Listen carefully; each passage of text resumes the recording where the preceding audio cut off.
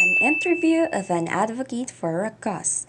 Welcome to my video presentation, a heart-to-heart talk with the special participation of Pastor John Mark Ilano.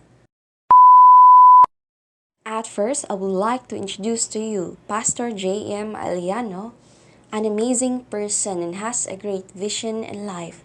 He is one of whom I look up to as a great leader with a good heart. He is a campus pastor at CHO-Muntinlupa, a former graphic designer at Vessel in Imus, Cavite, a youth pastor at Chief Minister Jesus Christ the Holy One Ministry, and a former graphic designer at 5L2F Clothing in Imus. Thank you for having me here today. So I'm ready for your questions. Okay. So first question is about my advocacy, right? Life advocacy. So I believe that God has a plan for everyone, and my advocacy in life is to prepare the next generation of leaders through empowering their life through God's word.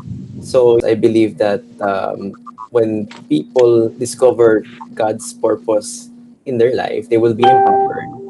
And in that case, there is a new generation of future leaders that will lead this country to a brighter and better future. Question is, why do you strongly believe such advocacy? Okay, have you taken actions to do something about it to others? Okay, yun po. Okay. So thank you for that wonderful question. And why do I strongly believe? Because first, it is my very own experience that when I get to know the love of Jesus and I get to know myself, because when I get to know Jesus, I discovered how to love myself, self-love, na-recover yung self-esteem ko. And then, even though I have weaknesses, I was developed into being a leader.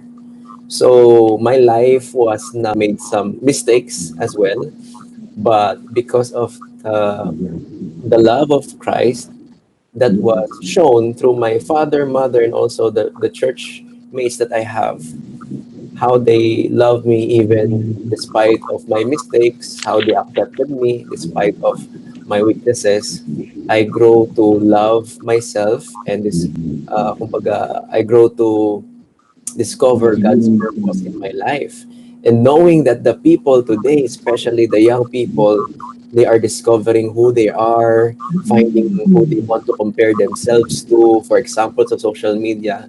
And it is my prayer for the young people and the next generation to stop being so bad about themselves, stop comparing themselves, because I believe that God can give the purpose, meaning the love that we know, the love that we need, and the confidence that we need. Yes. So this is why it is my personal conviction. I have experienced it, it changed my life, and I want to be a vessel to change others as well. Ayun. Wow. Of course, top three responsibilities of being a pastor. Okay. So number one is you must be able to care for people more than just Here. preaching, because preaching is a skill.